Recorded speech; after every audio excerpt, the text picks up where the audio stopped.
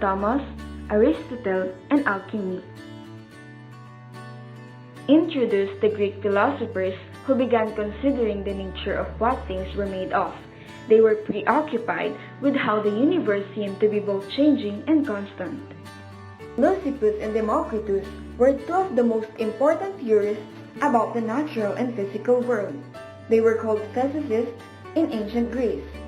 They considered the idea of atomism, or the idea that things are made up of much smaller things that cannot be changed nor divided. Among the features of their theory were the following. Atoms make up most of the things in the universe. Where there are no atoms, there is a void. Atoms are incredibly small and cannot be divided, hence atomos. Atoms themselves are solid, homogeneous, and cannot change.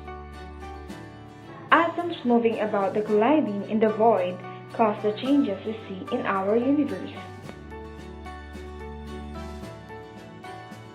The shapes, sizes, and weights of individual atoms influence the characteristics of the thing they make up. Example guide is, sharp atoms cause our tongues to tear and make bitter or sour tastes. And atoms that compose clay are joined by flexible joints which harden when the clay is baked. The philosopher Anaxagoras argued that there was an infinite number of elementary natural substances in the form of infinitesimally small particles that combine to comprise the different things in the universe. Another theory by a philosopher named Empedocles stated that everything is made up of four eternal and unchanging kinds of matter: fire, air, water, and earth. The well-known philosopher Plato further expanded Empedocles' theory by saying each of the four kinds of matter is composed of geometrical solids, or the Platonic solids, further divisible into triangles. When rearranged, these triangles could cause the apparent transformations between the four basic kinds of matter. Aristotle, on the other hand, believed that the four elements could be balanced in substances in an infinite number of ways, and that when combined gave proportions of essential qualities: hot, dry, cold, and wet. Transformations between the four elements, or changes in their balance in a substance, cause changes in the universe. The Mesopotamians had techniques to utilize metals like gold and copper. They even assigned certain symbols to match metals with the heavenly bodies, such as the sun and moon. They also made use of other materials such as dyes, glass, paints, and perfumes. The Egyptians adopted techniques from the Mesopotamians and perfected the use of bronze, dye, and glass that the Greeks later copied.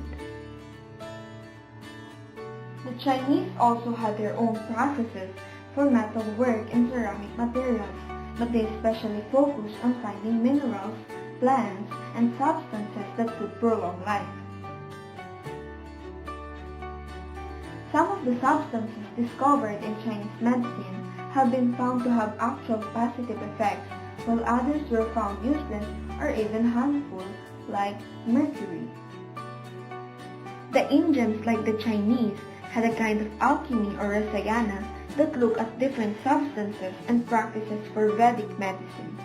This is tied closely to Hindu and Buddhist beliefs. They also perfected the use of iron and steel and were well-known manufacturers of dyes, glass, cement, solutions for textiles, and soap. The Arabs and Muslims enriched not only the practice but also the literature of chemistry. In particular, the scholar Jabir bin Hayyan, also known as Jabir, translated the practices and Aristotelian thinking of the Greeks and wrote extensively on how metals can be purified.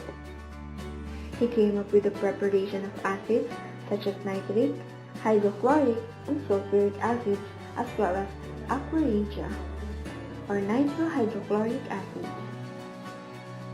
The field of alchemy became popular in the Western world because of Aristotle's ideas on the elements and the techniques developed by other civilizations.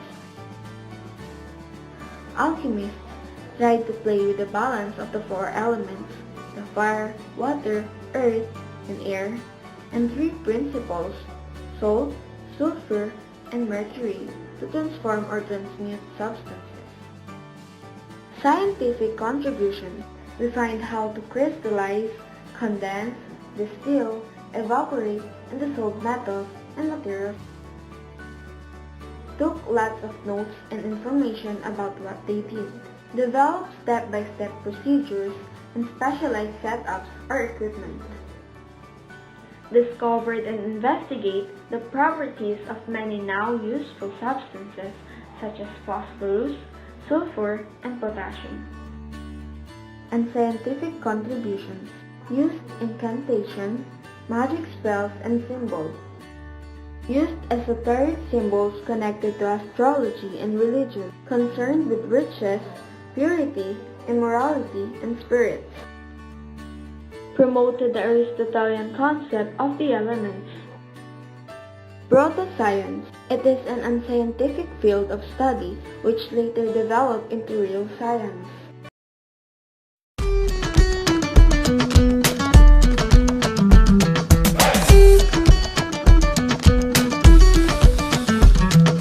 I was 24 years old when I met the woman I would call my own. 22 grandkids now growing old, and the house that your brother bought you. On the summer day when I proposed, I made that wedding ring dentist gold. And I asked her father, but her daddy said no, you can't marry my daughter. She and I went on the run, don't care about religion. I'm gonna marry the woman I love, down by the Wexford border. She was Nancy Mulligan, I was William Sheeran. She took my name and then we were one, down by the Wexford border.